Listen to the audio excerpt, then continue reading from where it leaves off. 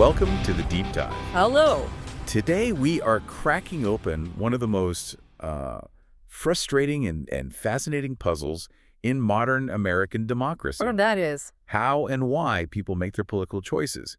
We are dedicating this deep dive to understanding political behavior, and we're going to focus specifically on the shifting allegiance of the white working class. Right, a group that is so often held up as, the Rosetta Stone for understanding our modern political realignments. Yeah, exactly. Our mission today is, well, it's explicitly academic, but the implications are entirely real world. We're taking a hugely popular and passionate political narrative. Thomas Frank's 2004 book, What's the Matter with Kansas? That's the one. His assertion that cultural issues have systematically caused working-class whites to vote against their own direct economic interests. And we're going to subject that idea to systematic empirical scrutiny. Yeah. And our guide for that scrutiny is the source material for today, a masterful academic review of Frank's work by Larry Bartels.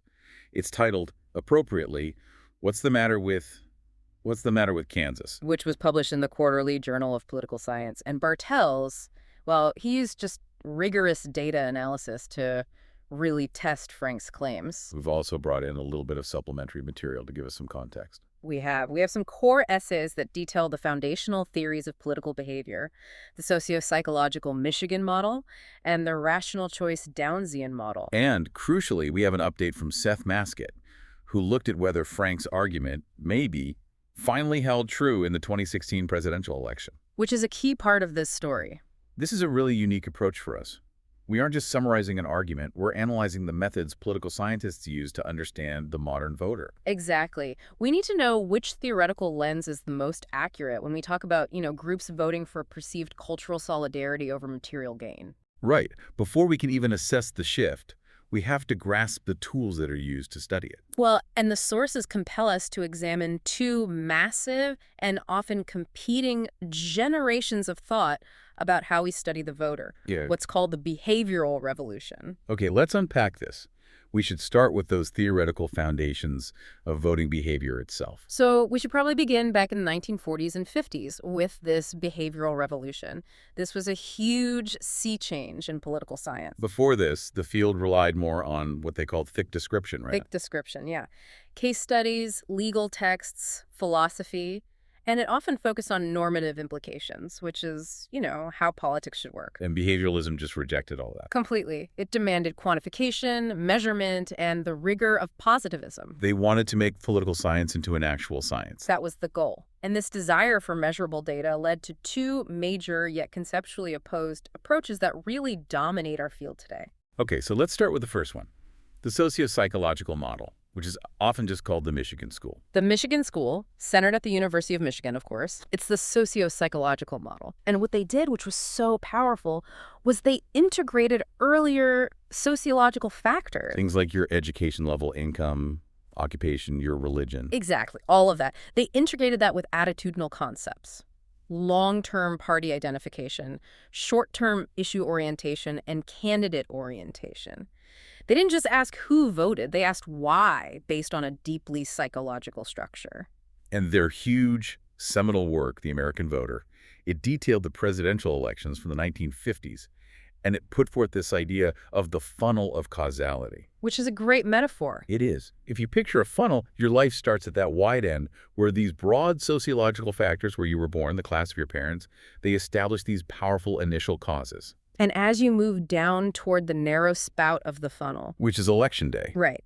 These factors narrow down and they channel you into your final vote. And they argued that the most powerful, most consistent, and just the most crucial element near that narrow end was long-term party identification. And this wasn't just checking a box on a form. They saw it as a core psychological attachment. It was often formed in your youth, cemented by your parents' influence, and it was incredibly resistant to change. It acts as a kind of perceptual screen, doesn't it? That's the term they used. If you identify as a Democrat, you filter the news, you view Democratic candidates more favorably, even if they sometimes disagree with you on a specific policy. It just simplifies a very complex world. It's all about loyalty. It is the loyalist model. Precisely. Now, we do have to mention the really fascinating internal debate that happened within the Michigan School itself. About how informed the electorate actually was. Right. Philip Converse, one of the key figures, He famously argued for what he called an unsophisticated electorate, His analysis of survey data suggested that a lot of voters just did not hold consistent or meaningful ideological positions. which is kind of a radical idea. He basically said if you ask the average voter about two seemingly related policies, say government spending on jobs and government spending on education, Their answers might be totally random. totally random. They were just, in his view, logging responses, not reflecting some coherent worldview. Yes. Converse essentially concluded that for a massive chunk of the electorate, their political choices weren't based on ideology at all. They were based on habit, loyalty, or maybe some short-term candidate appeal. But other scholars, like Nee and Anderson, they pushed back on that. They did. They argued that by the 1970s, issues had become more interrelated and consistent. They suggested that voters were actually gaining sophistication. But the unifying element of the Michigan school always remained this focus on party identification as the primary predictor. Okay, so let's contrast that sharply with the other pillar of political behavior, the rational choice model. Detailed in Anthony Downs' groundbreaking 1957 book, An Economic Theory of Democracy. And if the Michigan school is about your gut loyalty and psychological attachment, the Downsian model is, well, it's the ultimate cost-benefit analysis. It really is. It treats the voter like a shopper, deciding which party is going to give them the best deal. Downs posits that politics is purely instrumental in purpose. So the main goal of politicians is not civic virtue. No, it's simply to get reelected, which means maximizing political support.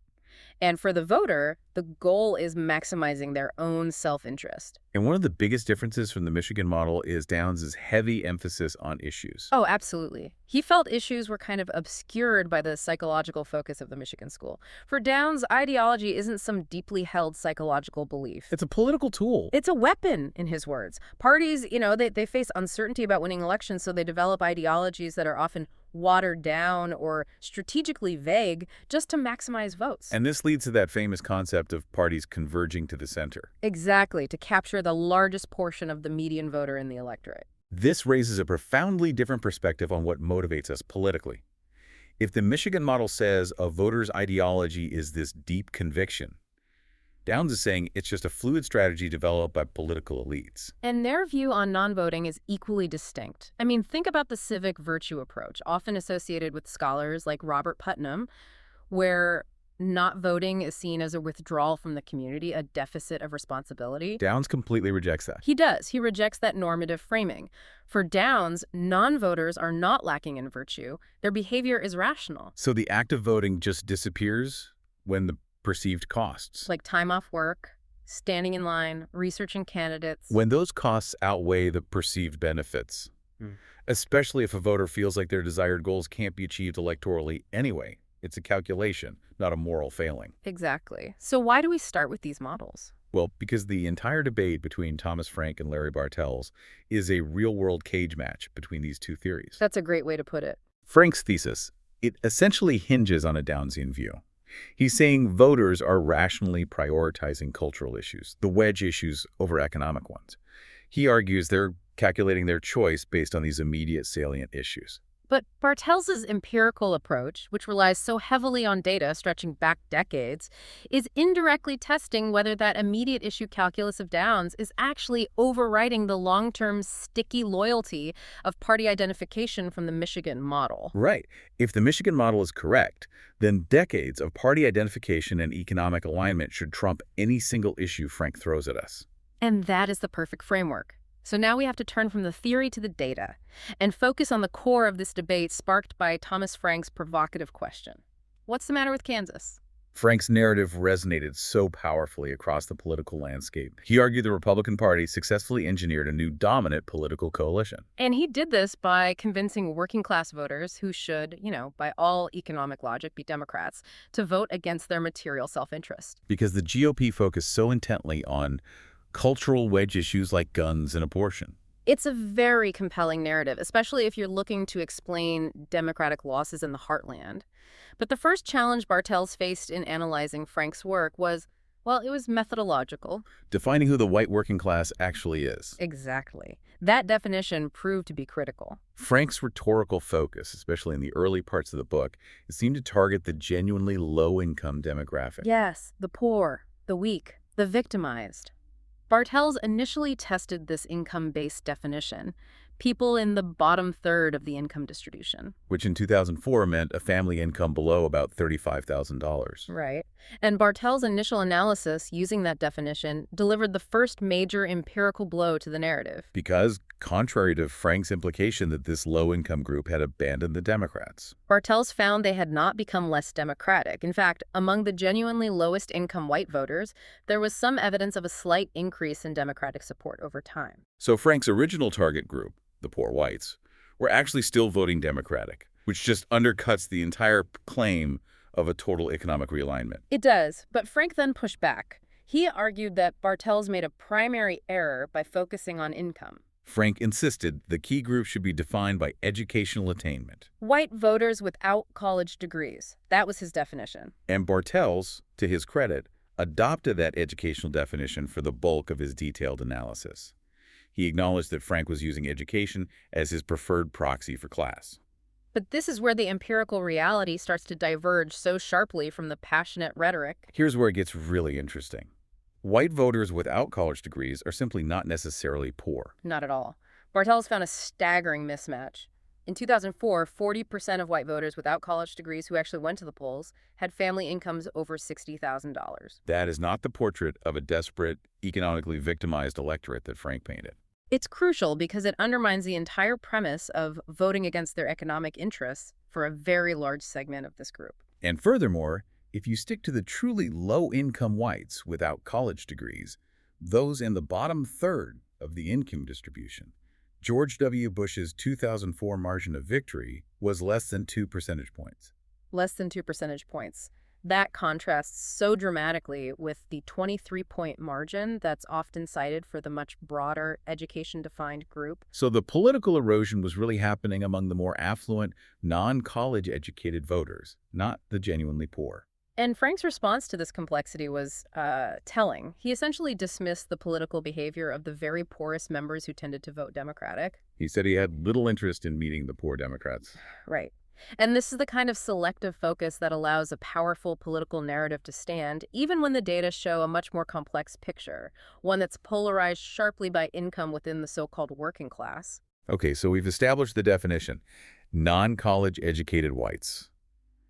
Now let's track the major trend Bartels identified. Has this group actually abandoned the Democratic Party? Well, using the long-term data from the American National Election Studies, Bartels did confirm an overall cumulative long-term downward trend in Democratic support among whites without college degrees. A decline of about 6 percentage points between 1952 and 2004. So yes, a real shift did occur. But Bartels' brilliance here lies in the qualifications he immediately applies to this 6-point shift. The first crucial qualification is about race. Yes. The moment you include non-whites without college degrees in the definition of the working class, which, is a more encompassing definition of the entire working class. The trend reverses. It completely reverses. Right. You actually see a 2-point increase in Democratic support among the working class as a whole. That is a fundamental finding. It just highlights how much racial and ethnic factors define the very concept of class political behavior in America. The narrative of the vanishing Democratic working class is only true if you specifically exclude non-white voters. Okay, what was the second major qualification? It concerns income polarization. We've been discussing education as the proxy for class, but Bartels found that the electoral significance of educational attainment itself had actually declined since 1980. Meaning the voting behavior between college-educated and non-college-educated groups was converging a bit. Somewhat, yes. However, class defined in the material economic sense pure income became more politically relevant. Since the 1970s, there has been a large and consistent gap. Lower-income non-college whites are predominantly Democratic. Upper-income non-college whites are predominantly Republican. That's the split. And this polarization along income lines is critical. Bartels showed that John Kerry received 49% of the vote from the poorest third of Frank's white working class in 2004. Right, maintaining historic Democratic support levels. But that support just plummeted to 30% among the top third of that same non-college group. So the partisan erosion was concentrated among the affluent members of the white working class. The ones whose household income was high enough that maybe they no longer saw themselves as economically vulnerable or aligned with the traditional Democratic labor base. This confirms that even within the non-college group, economic realities still drive political choice. But the third, and perhaps the most explosive finding in Bartels' analysis, the one that truly dismantles the national narrative Frank constructed, Is the geographic constraint. the geography. This is the finding that needs to be shouted from the rooftops. Bartels' data prove that the overall 6-point decline in Democratic support among non-college whites nationally is almost entirely attributable to the South. The Democratic presidential vote share among Southern whites without college degrees declined by a stunning 20 percentage points between 1952 and 2004. 20 points. So if you remove the South from the equation, what was the shift among non-Southern whites without college degrees over those 52 years and 14 presidential elections? It was almost nothing. Among non-Southern whites without college degrees, Democratic support declined by a total of only 1 percentage point. Just 1%.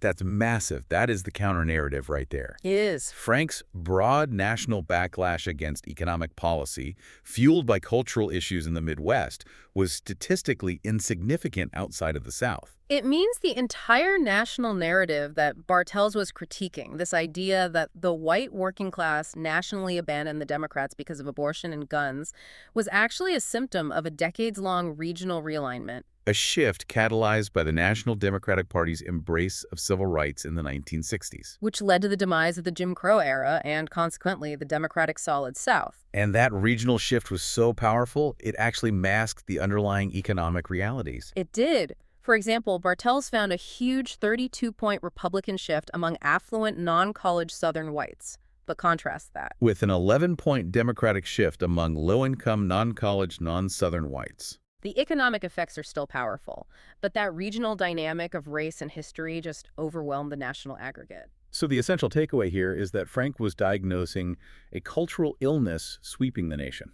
But the data showed he was merely observing the final, slow structural consequences of a historical, racial, and regional transformation. The decline was real, but its reasons were found in Mississippi and Alabama, not necessarily in Kansas. This brings us to the core of Frank's argument, the primacy of cultural issues. We have to test his central thesis. The Democrats were vulnerable because they removed economic issues from the table, allowing culture to outweigh economics as a matter of public concern. Right.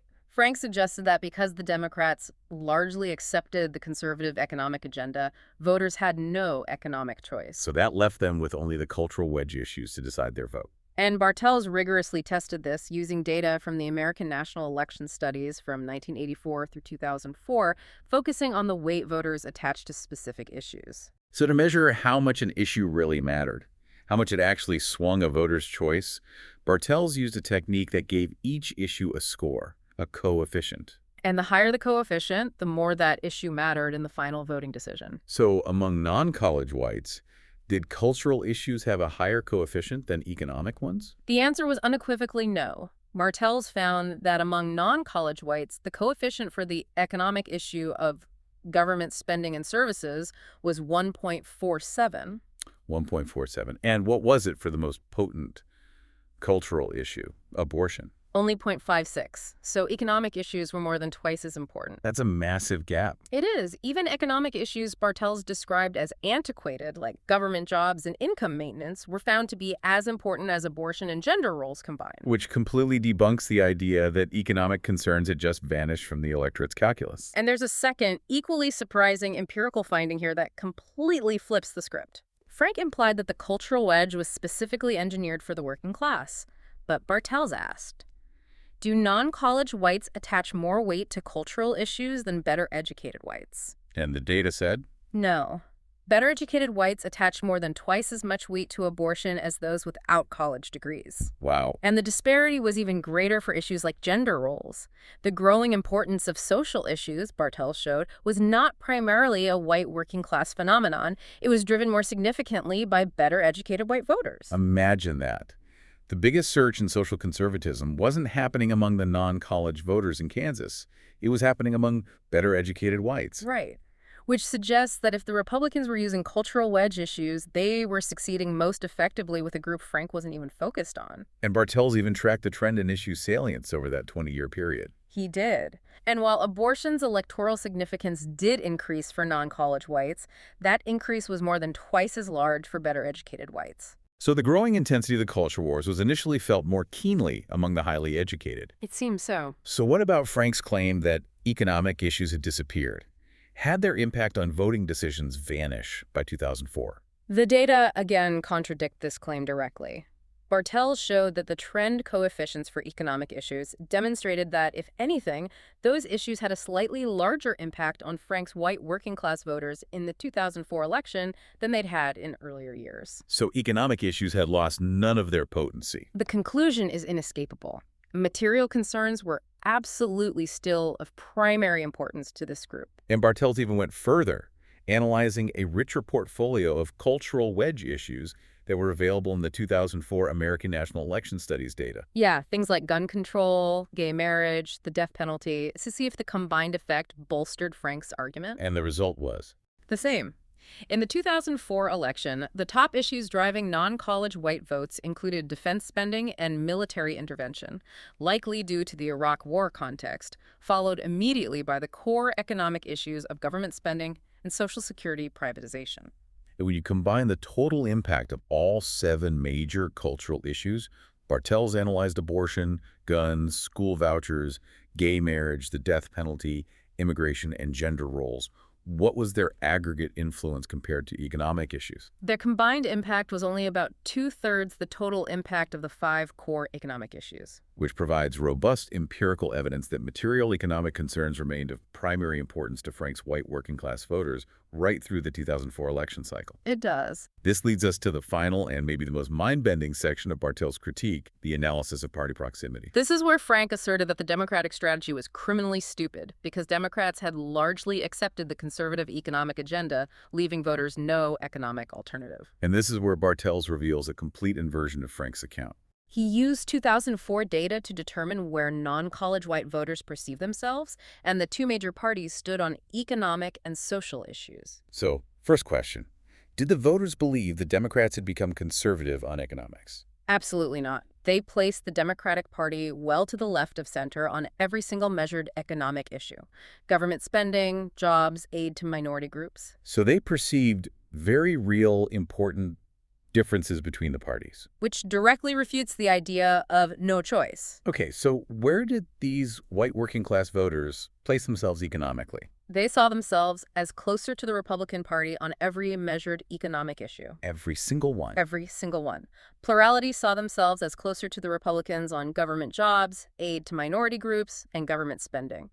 Furthermore, when they perceived a difference between their own view and the Democratic Party's position, the vast majority, between 60 and 85%, stated that the Democratic Party was too liberal. So wait, this means the white working class was gravitating toward Republicans on economic issues, not because the Democrats offered no choice, but because the Democrats were perceived as being too far to the left of the voters' own preferences. On core material concerns, yes. This Yeah. is a Downsian calculation. They voted for the party whose platform they perceived as being closer to their self-interest. Now, contrast that with the cultural issues. On the 2 major social issues included in that proximity analysis, abortion and gender roles, these same white working-class voters saw themselves as closer to the Democratic Party than the Republican Party. Closer to the Democrats on culture. Yes. And on the highly salient issue of gun control, they often placed themselves as more liberal than either presidential candidate. So the pattern is the exact opposite of what Frank described. The exact opposite. Voters gravitate toward Republicans on economic issues because they see Democrats as too liberal. Yeah. And they gravitate toward Democrats, or at least align with them more closely, on cultural issues. Bartels' monumental conclusion, then, is that it was impossible to sustain the notion that culture outweighs economics as a matter of public concern among Frank's voters in 2004. Their political choices were fundamentally rational responses to perceived party positions on core economic issues, modulated heavily by regional history and race. But, as we mentioned, the electoral landscape doesn't stay static. It never does. Bartels' data was rigorous for 2004, but did Frank's narrative maybe finally come true later? We need to transition now and look at Seth Masket's analysis following the 2016 election. And Masket acknowledged that Bartels' findings were empirically accurate for the time. He said Frank's account was hard to justify for 2004.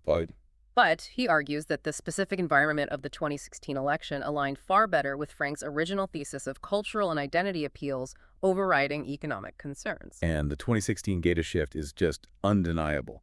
that massive regional gap Bartels had identified, the South being the only area where the white working class was shifting Republican, had truly materialized nationally by that point. The numbers are astounding.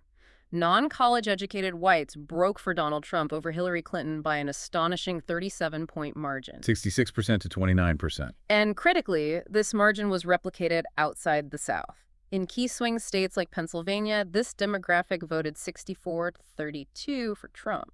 So the white working class, Masket concluded, had sharply and truly moved out of the Democratic coalition, even in the non-South. It had. So if they moved nationally, how did that shift accelerate so quickly between 2004 and 2016? Masket suggests this is where Frank's bait-and-switch model finally manifested, but through a modified set of cultural appeals. Right. Frank's original idea was that Republicans offered voters abortion and guns and in return delivered tax cuts for the wealthy. Masket notes that Trump didn't focus on those traditional cultural issues in the same way. No, instead he made these powerful, explicit identity appeals. He framed the working class as victims of globalization and immigration, often tinged with racial anxiety. He cultivated the image of the blue-collar billionaire, the outsider who would restore status and respect to the forgotten class.